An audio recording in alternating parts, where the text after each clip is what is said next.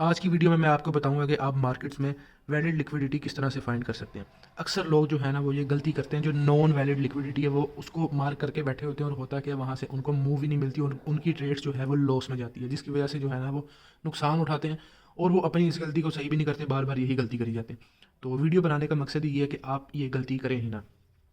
खैर, अब मैं आपको बताता हूँ कि लिक्विडिटी जो है ना वो हमेशा पड़ी होती है किसी हाई या किसी लो के नीचे। अब मेन चीज़ ये मार्किंग ही यहाँ पे होती है। अब लोग क्या करते हैं कि वो गलत मार्किंग कर लेते हैं। जिस तरह मैं आपको यहाँ पे एक इसकी ना एग्जांपल बताता हूँ। देखो, अब ये भी हमारे पास हाई पड़ा हुआ है, एक ये भी हाई पड़ा है, ये भी हाई है, ये भी हाई है, ये भी हाई है।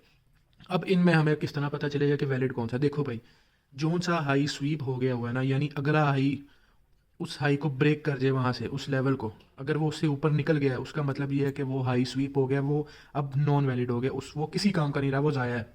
देखो, अब आप फ़र्ज़ करो यहाँ पे एक रियल मार्केट चल रही है, आपने यहाँ पे लिक्विडिटी किस तरह से लगानी है, मार्क किस तरह से करनी है। देखो, सबसे पहले मैं आपको हाई का बताऊँगा, ठीक है। अब एक ये भी हाई है हमारे पास, एक सेकंड, ये हाई है हमारे पास, ये हाई है, ये हाई। अब देखो, ये जो दो हाई है ना, ये वाला, ये वाला, ये जो दो हाई है ना, इस हाई ने इनको क्रॉस कर दिया होगा। ये जो दो हाई है ये अब हमारे पास किसी काम के नहीं है, ये ज़ाया हो चुकी है। अब हमारे पास यहाँ पे वैलिड कौन सा है, ये हाई वैलिड है क्योंकि आगे मार्केट यहाँ तक नहीं आई। ये हाई वैलिड है हमारे पास, ये हाई हमारे पास वैलिड है, ठीक है। पिछले हाई जो है वो खत्म हो चुके हैं क्योंकि अब ये वाली कैंडल ने उनको ब्रेक कर दिया। अब ये वाला जो हमारे पास हाई पड़ा है, ये एक पीछे, ये वाला भी वैलिड है क्योंकि मार्केट यहाँ तक नहीं है। अब ये जो नीचे हाइस पड़े हैं ये खत्म हो चुके हैं, इनका यानी कोई कंसेप्ट ही नहीं है।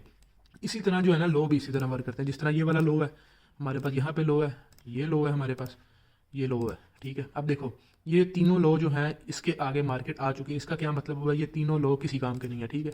अब हमारे पास यहाँ पे वैलिड जो लो है वो कहाँ पे पड़ा है, हमारे पास इनमें जो वैलिड लो है ना वो ये वाला है क्योंकि यहाँ तक मार्केट नहीं आई। ये वाले लो को भी अगले लो ने स्वीप कर दिया हुआ है, ये खत्म हो गया, यहाँ से ऑर्डर उसने उठा लिए।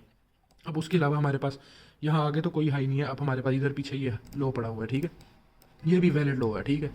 और ये एक हाई रेजिस्टेंस लिक्विडिटी, क्योंकि ये इसमें काफ़ी ज़्यादा फ़र्क है, तो ये एक हाई रेजिस्टेंस जो है ना लिक्विडिटी होती है। अब मैं आपको बता देता हूँ कि आपने जो मेन लिक्विडिटी जो है ना, जहाँ पे आपको ये तरीका मैंने बता दिया कि वैलिड और नॉन वैलिड में क्या फ़र्क है। नॉन वैलिड वो है जो यहाँ इस तरह से स्वीप होगी, अगले हाई लो ने उसको ब्रेक कर दिया हुआ है।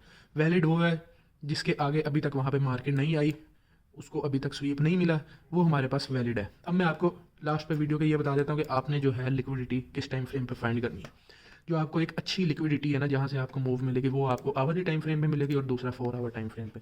इसकी जो लिक्विडिटी होती है ना, ये होती है हाई रेजिस्टेंस।